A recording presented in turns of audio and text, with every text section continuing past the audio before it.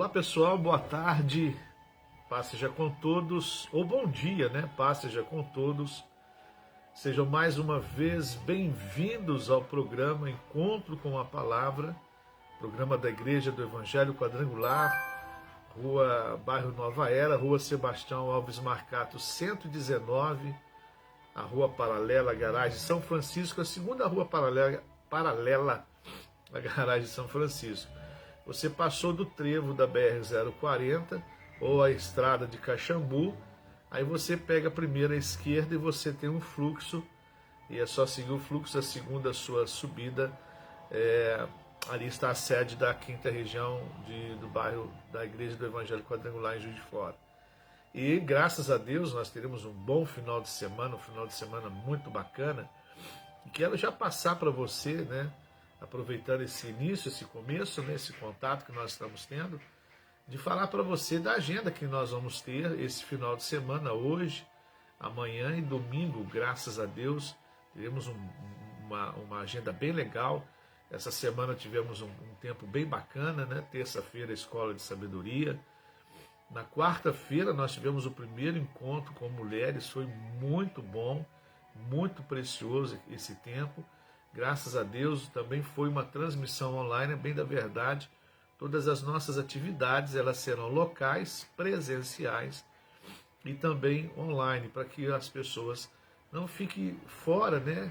Não fiquem distantes, não fiquem muito afastadas das programações da igreja, daquilo que a igreja está fazendo. Afinal de contas, apesar de toda a estrutura que nós estamos vivendo por causa da pandemia, você que é membro da igreja, você deve ser assistido, né? Ou seja, devemos fazer alguma coisa para que a igreja esteja próximo de você e você próximo da igreja. Então, todas as nossas programações oficiais, elas têm a ideia de ser projetadas, né? Transmitidas, né? Para que a gente possa estar juntos em nome de Jesus. Então, hoje, graças a Deus, hoje nós começamos a nossa campanha Jornada Feliz 2021. Jornada Feliz 2021. Aonde nós vamos estar orando, pedindo a Deus que nos ajude a alcançar os nossos projetos, pedindo a Deus que nos ajude a concretizar os nossos projetos.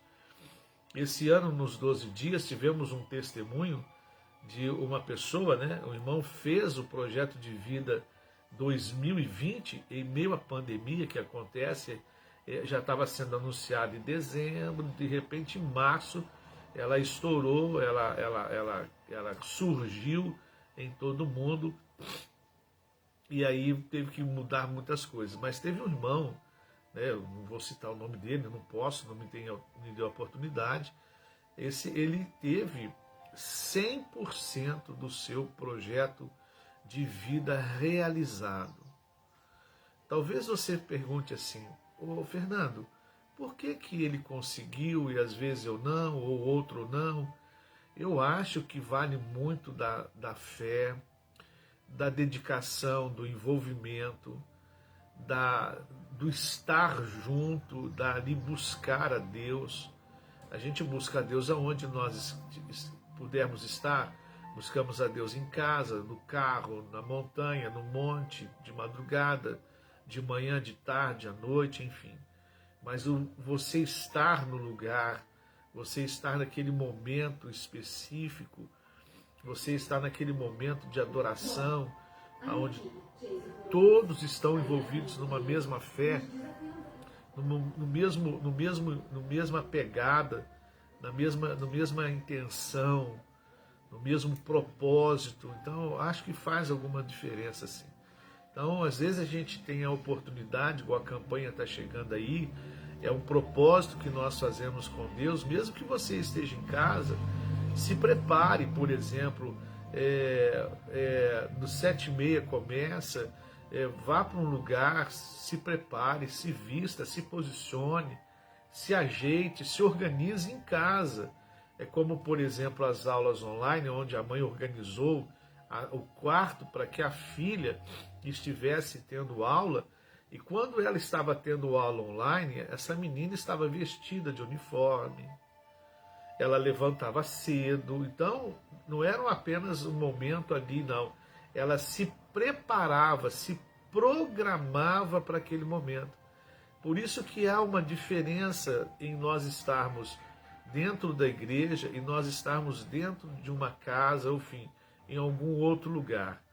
Porque quando nós estamos na igreja, nós vamos preparados, nós nos preparamos em todos os sentidos.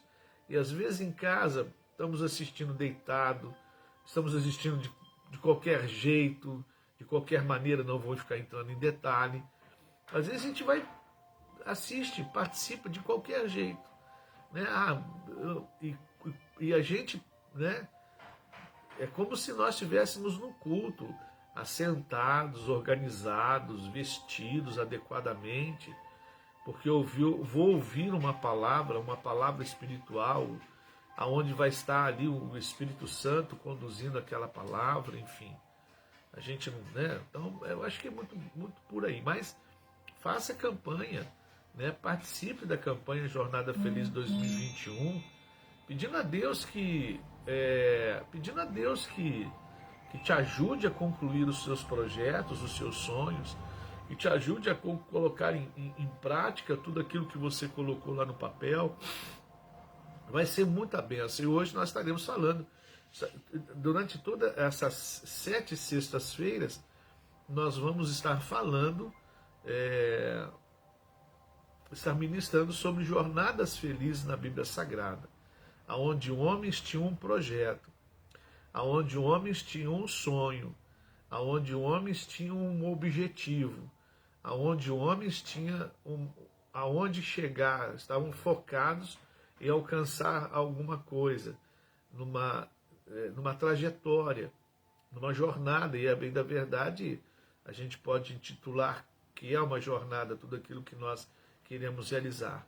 E esses homens tiveram alguns comportamentos que são importantes, que são importantes para nós alcançarmos essa jornada feliz, né? Graças a Deus, ok? Então, hoje começa a nossa campanha Jornada Feliz, serão 7 sextas-feiras, presencial e online, orando pelos pedidos de oração que já estão lá no altar, pedindo a Deus para poder abençoar, operar de uma forma sobrenatural, em nome de Jesus. Sábado agora nós temos encontro com a mocidade, vai ser um tempo bem bacana, bem legal.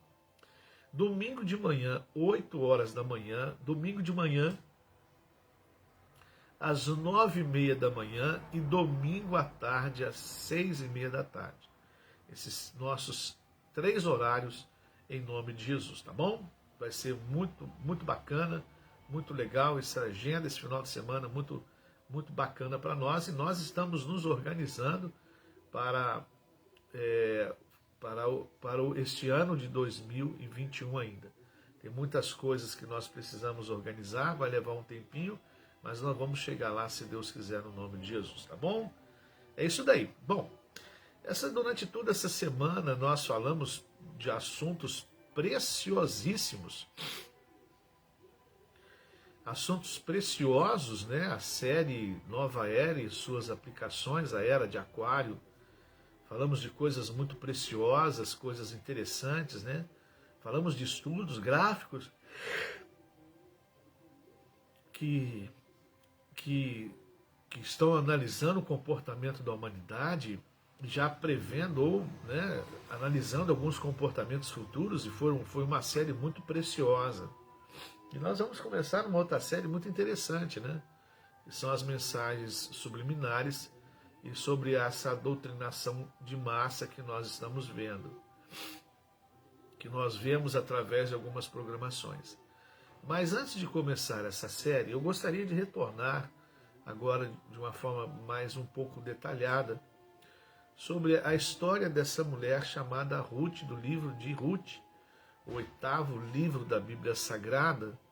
A Bíblia Sagrada é Gênesis, Êxodos, Levíticos, Números e Deuteronômio, 5 livros primeiros da Bíblia Sagrada, que são classificados como Pentateuco, onde é a base da lei judaica. Então esses 5 livros, eles dão origem à Torá, o livro judeu. Então esses 5 livros foram escritos por Moisés. O 6º livro é o livro de Josué. É aquele que assumiu a responsabilidade após a morte de Moisés em conduzir o povo para dentro da terra de Canaã. O 7º livro é o livro de Juízes. É o livro, me desculpe a palavra, é o livro da decepção de Israel. É o livro do perder de Israel. É o livro onde Israel se perde dentro de Canaã. Onde Israel sofre muito, abandona Deus, se distancia do Senhor. O livro de Juízes, o 7º livro, é um livro muito, vamos dizer assim, do ponto de vista espiritual, muito triste. Israel se envolveu com muitos povos e abandonou a Deus, acabou abandonando os seus ensinamentos, as suas doutrinas, acabou abandonando as suas leis, e acabou abandonando tudo que Deus havia ensinado a eles durante todo esse período desse livro de Juízes. Então a gente percebe, vê o quanto esse livro foi trágico. E no meio desse livro, ou seja, dentro da escritura deste livro, a gente encontra uma história muito bacana, que é a história de Ruth. Uma gentil que casou com um hebreu. E esse livro, ele é uma luz em meio a esse caos que Israel enfrenta no tempo dos juízes. Foram 13 juízes, o último juiz foi Samuel, que acaba sendo juiz e também sacerdote. Ele unge os 2 reis, Saul e Davi. Então, a partir dali, o reino muda a história, assim, a organização de Israel muda para rei, profeta e sacerdote, a pedido do próprio povo de Israel. Por que nós não temos a estrutura como os outros povos têm? Então, assim, a partir daquele momento, Deus coloca um rei, Deus coloca um sacerdote, Deus coloca um profeta. O rei para conduzir a parte administrativa, social, a parte política, a parte da cidade, da estrutura, da administração do reino. Ele coloca o profeta que estaria ouvindo a voz de Deus e transmitindo ao rei, para que o rei pudesse tomar decisões. E isso acontece dentro da história de Eliseu, junto com o rei, na época que Eliseu tinha revelações dos esquemas dos inimigos sírios. Ele revelava ao rei e o rei ganhava as batalhas, até que o rei é notificado de que havia um profeta, Eliseu, que falava para o rei tudo aquilo que o povo iria fazer contra Israel. Então ele cerca Eliseu, e é um momento muito interessante em que Geazi, o servo de Eliseu, ele fica muito assustado pela força militar que estava cercando a casa dele, e aí Eliseu fala que ele vê os inimigos, mas ora para que os olhos de Geazi sejam abertos. Ele vê carros e cavaleiros de fogo naquele momento, os anjos do Senhor acampados ao redor dele. Enfim, então aí vem o sacerdote, que tem a função de conduzir os sacrifícios diante de Deus, pedindo perdão a Deus pelas suas obras más. Então começou a partir de então a ser constituída essa forma do reino de Israel. Mas até então, no meio dos juízes, nesse livro, nesse 7º livro, o povo se perde, o povo se esfria, o povo abandona a adoração a Deus, o povo se mistura com outros povos, eles começam a ser cercados por inimigos, roubados por inimigos, eles começam a ser escravizados por inimigos, eles começam a ser destruídos pelos inimigos. Então, por causa desse afastamento, dessa distância que Israel adota em relação ao povo que estava lá. É interessante isso, né? Geralmente as pessoas hoje, elas questionam por que o mundo está desse jeito, por que as coisas estão desse jeito. É simples, porque o mundo se afastou de Deus, daquilo que é de Deus. E quando quer se aproximar, quer aproximar criando coisas particulares, próprias, criando as suas próprias religiões, os seus próprios conceitos, criando as suas próprias formas de conduzir a vida espiritual, às vezes distante ou às vezes descompromissada com relação à Bíblia Sagrada. Você já viu uma autoridade religiosa no mundo, não a nossa, mas a autoridade religiosa no mundo, dizendo que a Bíblia está ultrapassada e iria inaugurar a Bíblia do século XXI. E veio a pandemia, acabou que o que iria ser concluído em maio do ano passado foi adiado para uma data futura. Então, não foi só essa autoridade religiosa do mundo que anunciou isso. Algumas não posso dizer, mas uma delas eu sei. Uma autoridade, assim dizer, evangélica, anuncia que também há necessidade de uma mudança das coisas da Bíblia Sagrada. Então, quer dizer, eu acho que é bom você guardar um bom exemplar da Bíblia Sagrada debaixo de 7 chaves, porque vão exterminar essa Bíblia, vão parar de vender essa Bíblia, ou seja, não sei o que pode acontecer. Mas a gente pode ter uma ilusão, quando eu fico vendo esses filmes, eu vejo de uma forma analítica, comportamento, histórica, mas existe um filme chamado O Livro de Eli, que um homem, durante toda a sua vida, ele lê a Bíblia Sagrada e depois ele é levado a um lugar para poder ditar essa Bíblia, refazer essa Bíblia, porque naquele tempo a Bíblia Sagrada havia sumido, havia desaparecido, e o contexto todo eu preciso desse livro para dominar as pessoas. Ele tem um roteiro muito interessante. Então você vê que a escassez da Bíblia, a escassez da palavra. Eu acho que é por isso que o Senhor diz que nos últimos tempos haveria fome e sede da palavra de Deus e não daquilo que está sendo constituído. Mas enfim, esse distanciamento dentro do livro de Juízes foi um livro das decepções, né?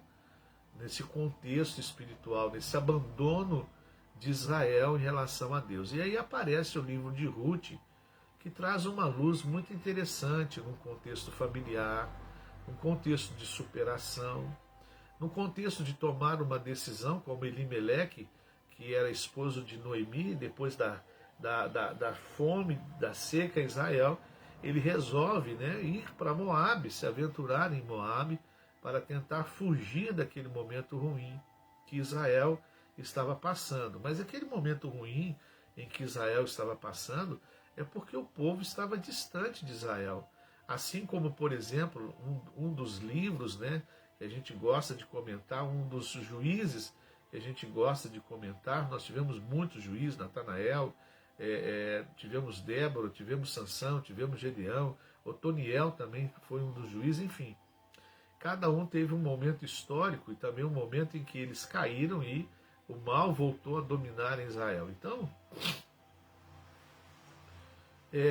dentro desse momento triste, dentro desse problema grave que era espiritual, Elimeleque e Noemi resolvem para as terras de Moabe. Olha só, os moabitas, eles têm origem, esse povo tem uma origem lá no livro de Gênesis capítulo 19, que Ló é embriagado por uma das suas filhas, e desse embriagar e dessa relação sexual que houve entre as filhas de Ló e ele após a destruição de Sodoma e Gomorra, depois que a mulher de Ló ela volta e vira para trás e se torna uma estátua de sal, e depois eles se alojam numa campina, num monte, e ali as filhas embriagam o Ló, e para não perder a linhagem, preste bem atenção, para não perder a linhagem, para não perder a linhagem, para não ficar sem uma linhagem da família, e acaba, né, por outros motivos também, Deus que sabe, podemos nomear diversos motivos. Olha que coisa interessante, olha quanta história bacana que nós estamos desfrutando. Então, no capítulo 19, surge esse povo moabita que se originou depois de um relacionamento sexual da filha de Ló com o seu pai. Então, esse é um povo idólatra, é um povo que adora outros deuses, é um povo que foi amaldiçoado, lógico, por causa disso, é um povo que não fazia parte da herança e da linhagem de Israel. E o interessante é isso, né? O interessante é isso que a forma que isso desenvolve. Então, eles vão para essa terra de Moabe, né?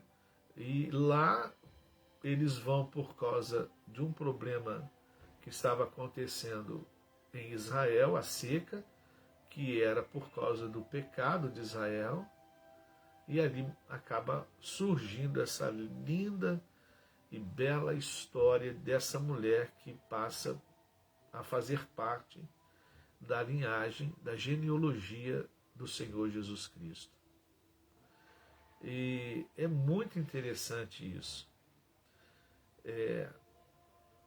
Quando Abraão é chamado por Deus no capítulo 12 de Gênesis, ele chama Abraão, se tu uma bênção, farei pai de uma grande nação, uma grande multidão, serás como as estrelas dos céus e a areia do mar. Deus faz essa promessa a Abraão, que através dele viria o Redentor, o Salvador. Olha que coisa interessante. Se você acompanhar a história, todo mundo sabia dessa revelação, porque essa história ela é comunicada de geração a geração. Então, muitos ataques Israel sofreu para que alguém de um outro povo pudesse fazer parte dessa linhagem real e espiritual. Mas só que não era só uma necessidade dos povos fazer parte dessa linhagem espiritual. Não era só o desejo das outras nações fazer parte dessa linhagem, ou seja, a minha linhagem, as minhas gerações irão assumir um trono, vai fazer parte de uma linhagem, de uma história real. Olha que coisa fantástica. Alguns escritores dizem, me perdoe o contexto histórico, talvez muitas informações, mas alguns escritores dizem que o fato de Davi ter se relacionado com Jezabel, o fato de Davi ter se envolvido com Betseba era algo que o povo de Betseba montou para poder fazer parte dessa linhagem, para poder também fazer parte dessa linhagem, para que amanhã, quando fosse contar a história, viesse contar a história que fulano ou aquela linha familiar fez parte dessa linhagem real.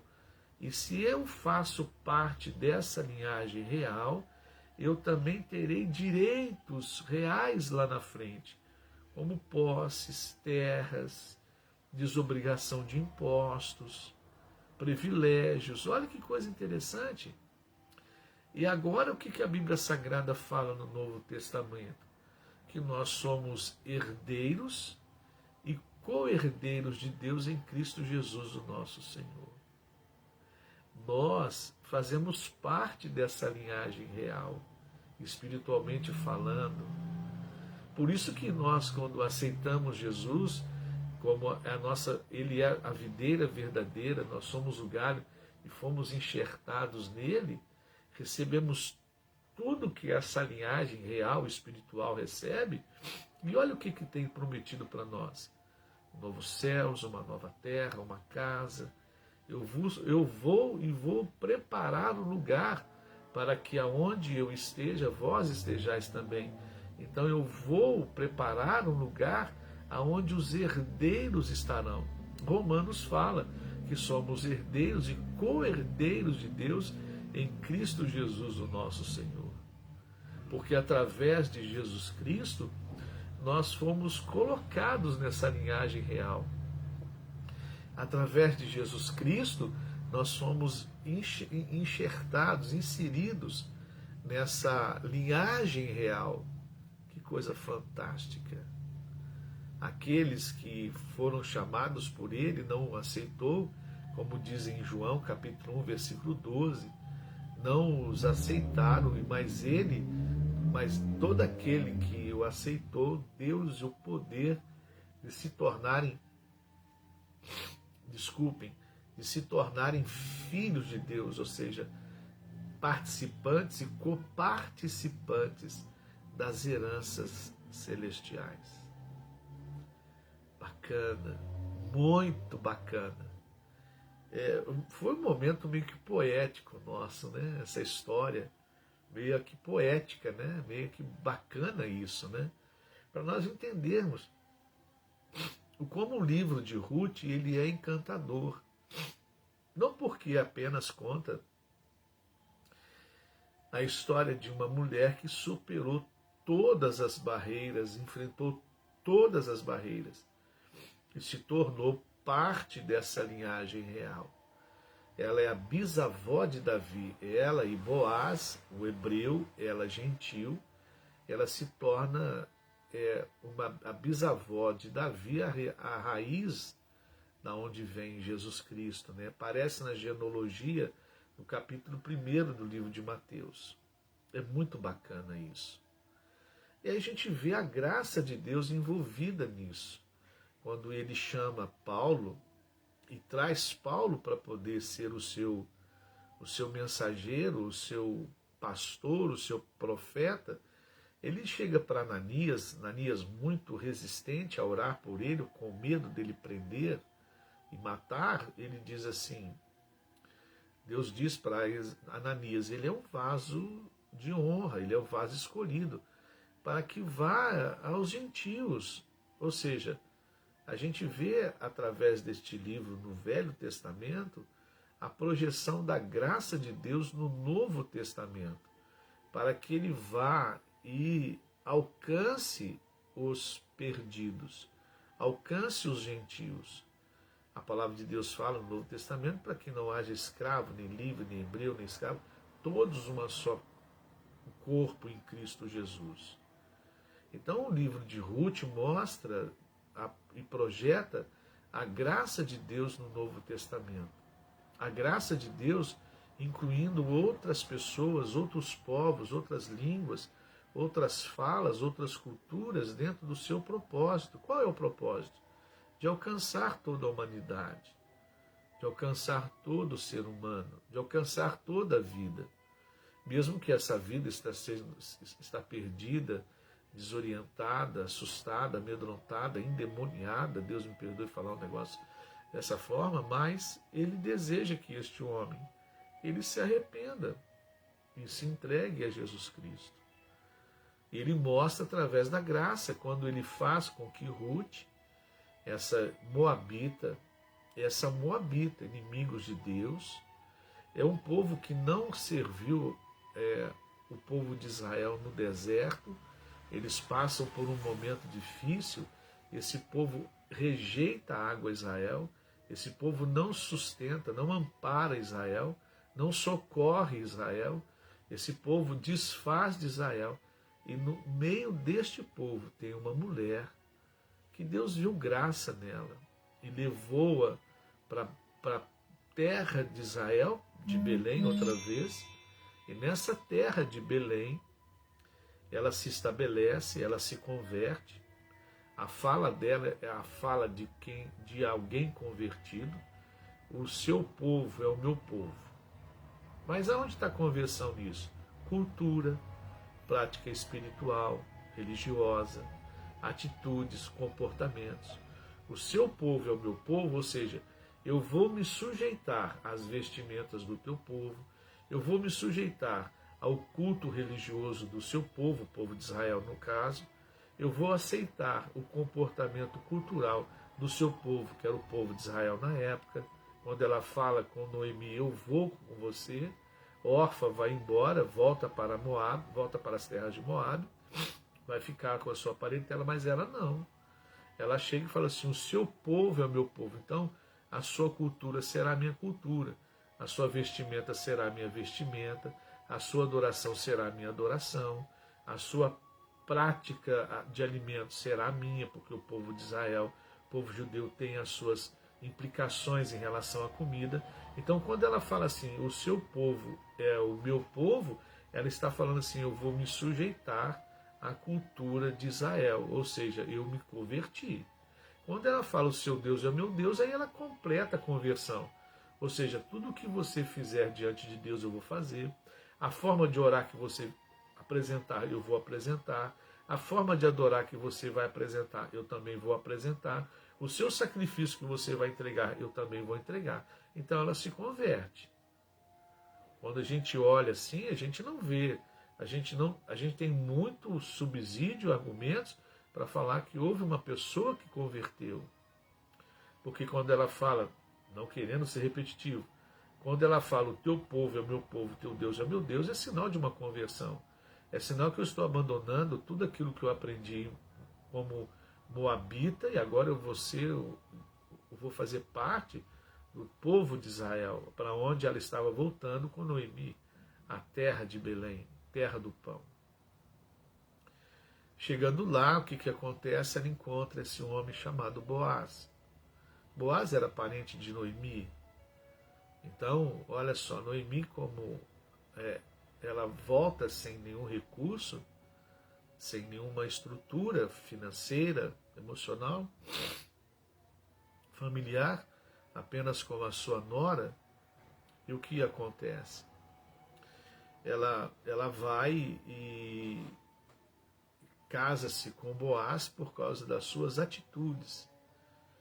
Boaz não olha para ela apenas por encontrar alguma beleza, bem da verdade, havia alguma beleza, mas escondida nos olhos da tristeza. Havia alguma beleza, mas escondida na face do trabalho duro, porque ela ia atrás daqueles que colhiam e pegavam aquilo que caía do chão. E a juntava para poder sustentar a casa de Noemi. Se havia alguma beleza, aquela beleza estava camuflada por essas dores. A dor da viuvez, a dor de estar começando tudo outra vez, de uma forma diferente. Agora eu sou uma pessoa que trabalha no campo, eu sou como diz, né, no interior de São Paulo, eu sou agora um boia frio, eu trabalho no colher da plantação. Então, se havia alguma beleza, estava escondida em meio a essa fase de tristeza.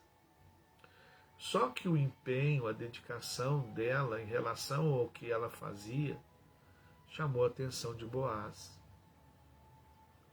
E aí Boaz, né, nesse processo todo, eu gostaria de compartilhar com você, nesse processo todo, Boaz, ele se apaixona por ela e casa com ela. Aquela gentil, aquela mulher moabita se converte e a casa com um hebreu. Que interessante, é desafiador. A gente não pode atestar nada e a gente não pode desmerecer nada. É interessante isso. Olha como que a gente fica num caminho sem saída, vamos dizer assim. Deus não fala do jugo desigual e agora Ele está colocando duas pessoas com julgos desiguais numa situação agora de conversão para dar início à herança da família do nosso Rei Jesus. Aí você pode pensar como eu estou pensando agora. Às vezes nós não podemos afirmar nada e também não podemos desmerecer nada. É nessa hora que a gente entende a graça de Deus. É nessa hora que a gente entende, ou deve entender, o agir, o mover da graça de Deus. Porque nós não podemos atestar nada e nem desmerecer nada. Porque se atestamos alguma coisa, desmerecemos a outra. Se desmerecemos a outra, como é que eu vou atestar a outra? Ou seja, não sei se você entendeu, é como que está minha cabeça aqui agora. Simplesmente se silenciar e dizer que a graça de Deus, ela é sobre todas as coisas. Por isso que a palavra de Deus fala em Romanos 12, 2, dessa renovação de mente, para que a gente possa experimentar qual é a boa, perfeita e agradável vontade de Deus. Por isso que essa mente tem que estar iluminada, a sua, a minha, todas nós, para entender o agir da graça de Deus. Eu gostaria de combinar algo com você. Esse livro, todo o livro da Bíblia Sagrada me chama atenção, mas esse chama muito atenção. Eu quero compartilhar com você um pouco desse livro, do que esse livro apresenta para nós. Será só semana que vem, 3 dias, segunda, quarta e sexta. Aí nós vamos falar sobre isso, porque domingo de Santa Ceia, eu espero poder encontrar qual é o poder que está no recomeço. E aqui está o livro do recomeço. Um livro antes desse é o livro da destruição. E esse livro é um livro do recomeço. Dali para frente, de Ruth para frente, começa tudo diferente. Do livro de Ruth para frente começa uma outra história. Do livro de Ruth para frente começa uma outra visão das coisas de Deus.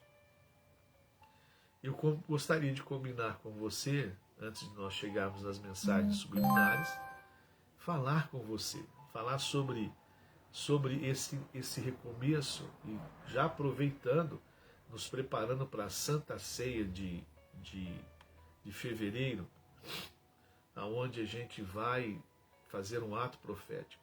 Mas preste bem atenção. Preste muito bem atenção. Por que depois desse livro? Depois desse livro a história de Israel muda, toda a história de Israel muda.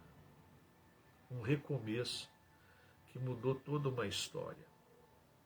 Amém? Um recomeço que mudou toda uma história. Amém? E eu vou falar sobre isso. Então eu queria 2 dias. Mas primeiro eu preciso encerrar esse vídeo agora. Vou voltar no próximo. Aguenta a mão aí sintonizada aí. Rapidinho eu volto. Eu preciso resolver um negócio rapidinho aqui agora. Eu vou encerrar esse vídeo e vou voltar no outro, se Deus quiser. 2 minutinhos, por favor.